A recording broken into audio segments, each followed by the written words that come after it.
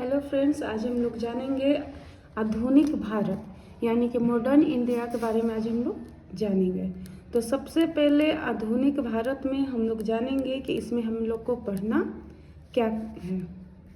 आधुनिक भारत जिसे हम लोग मॉडर्न इंडिया कहते हैं, और इसमें सबसे पहले हम लोग इसमें पाठ्यक्रम जानेंगे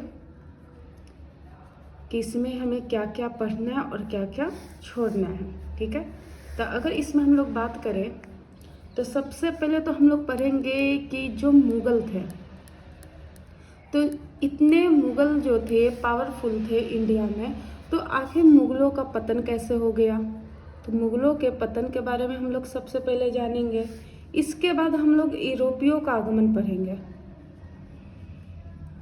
यूरोपियों का आगमन कि कैसे भारत में यूरोपी लोग आए, कैसे पुर्तगाल आए, कैसे डच आया, कैसे फ्रांसीस आए, कैसे अंग्रेज आए, ये सब के बारे में हम लोग पढ़ेंगे।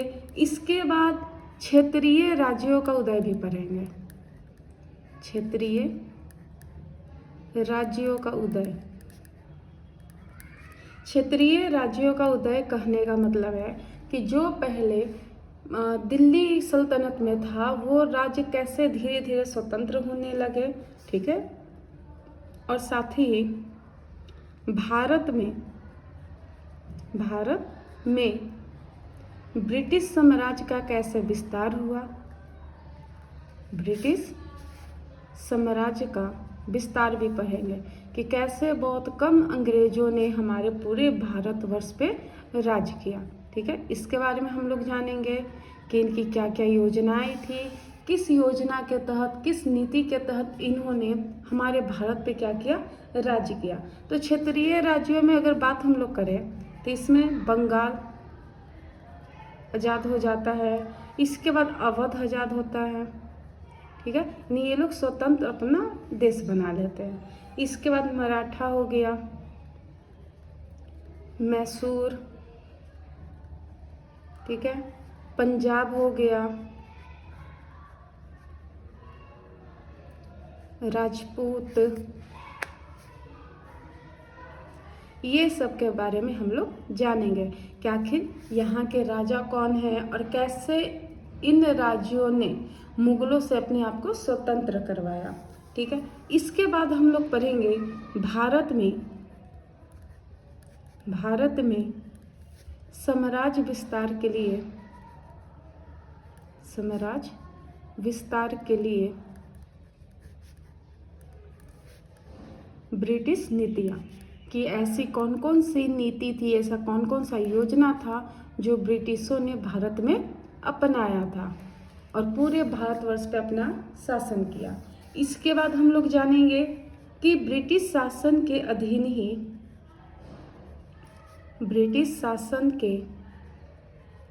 अधीन भारतीय अर्थव्यवस्था के बारे में भी हम लोग जानेंगे। भारतीय अर्थव्यवस्था के बारे में भी हम लोग जानेंगे कि ब्रिटिश साम्राज्य के समय हमारा भारत का इकोनॉमिक कैसा था।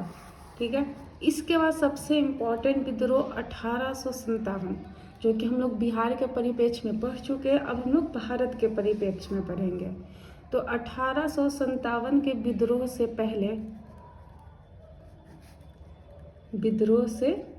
पहले और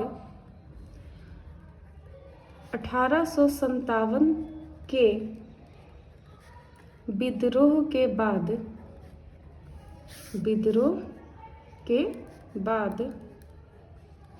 के विद्रोह के बारे में जानेंगे कि 1857 के विद्रोह होने से पहले ऐसा कौन कौन सा विद्रोह हुआ था और 1857 के विद्रोह के बाद ऐसा कौन कौन सा विद्रोह हुआ।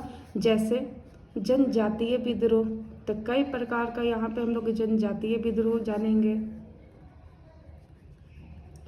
किसान विद्रोह जानेंगे, किसान विद्रोह,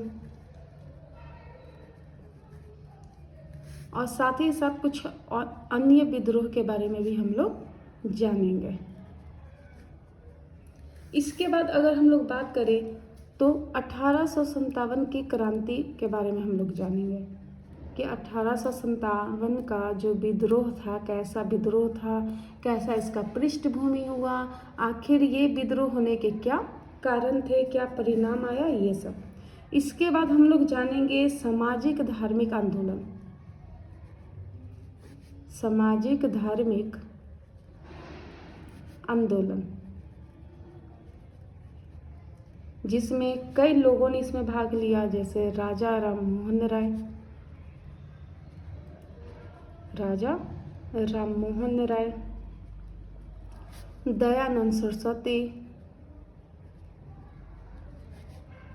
दयानंद सरस्वती, स्वामी विवेकानंद, स्वामी विवेकानंद, ठीक है। इसका ज्योतिबा फुले, ज्योतिबा फुले,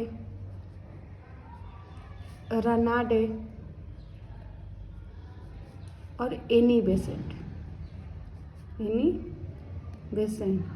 कई लोगों ने इस सामाजिक धार्मिक आंदोलन में क्या किया था, भाग लिया था और हमारे देश से समाज में भी सुधार किया और धर्म में भी सुधार किया।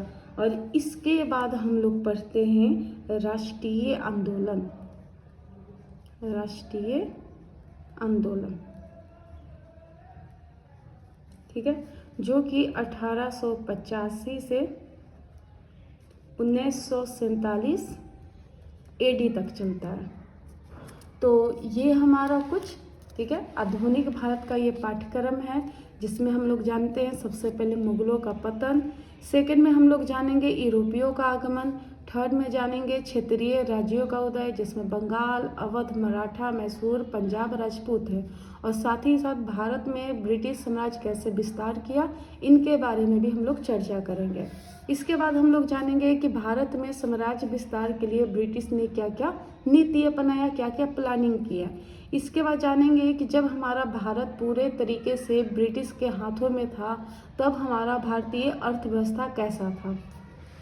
इसके बाद हम लोग 1857 के विद्रोह होने के पहले कुछ विद्रोह के बारे में जानते हैं, और 1857 के विद्रोह होने के बाद के बारे में भी कुछ जानते हैं, जैसे जनजातीय विद्रोह, किसान विद्रोह, अन्य विद्रोह, ये सब के बारे में। इसके बाद हम लोग जानेंगे 1857 के विद्रोह। इसके बाद सामाजिक धार्मिक आंदोलन के बारे में भी जानेंगे, जिसमें कई व्यक्तित्व ने इसमें भाग लिया, जैसे राजा राममोहन राय, दयानंद सरस्वती, स्वामी विवेकानंद, ज्योतिबा फुले, रनाडे और एनी बेसेंट। इसके बाद हम लोग जानेंगे राष्ट्रीय आंदोलन 1885 में शुरू होता है, यानी कि भारतीय राष्ट्रीय कांग्रेस की स्थापना होती है, और 1947 में हमारा देश आज़ाद हो जाता है। तो इसके बारे में जानेंगे।